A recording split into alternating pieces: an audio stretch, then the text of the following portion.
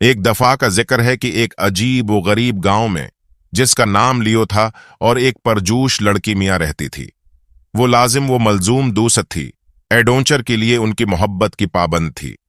मौसम गर्मा की एक सुनहरी सुबह लियो ने अपने घर की गर्द आलूद उटारी में एक पुराने चमड़े से जुड़े किताब दरियाफत की।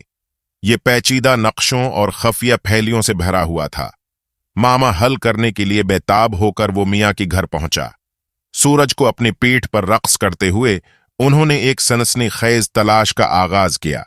सरागों ने उन्हें सरसब्ज जंगलों, बलबली नदियों और माजी के कदीम पत्थरों के खंडरात से गुजरा। उन्होंने हिंसी और सरगोशियां बांटें, उनके दिल दोस्ती में जकड़े हुए थे। जैसे जैसे दिन हफ्तों में बदलते गए, उनका रिश्ता गहरा होता गया, और उसी तरह किताब की राजों से पर्दा उठाने का उनका अज़्म भी बढ़ता गया। मियाँ की तेज अक्ल ने तफसील के लिए लियो के गहरी नजर की तकमील की, जिससे वो एक न रखने वाली जोड़ी बन गई।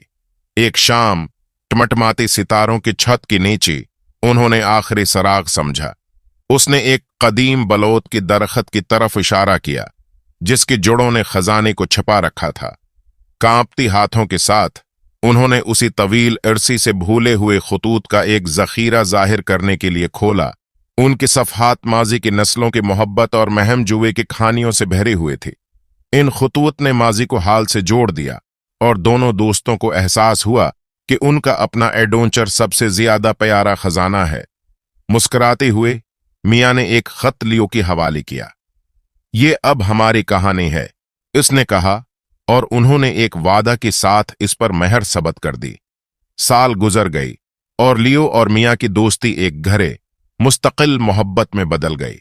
उन्होंने किताब को उटारी में उसकी सही जगह पर वापस कर दिया, जो उनके साथ साथ पायदार सफर का सबूत है। हर मोड़ और मोड़ के जरिए वो महम जो रहे, जिंदगी को हाथ में तलाश करते रहे। उनकी कहानी अब भी लिखी जा रही है।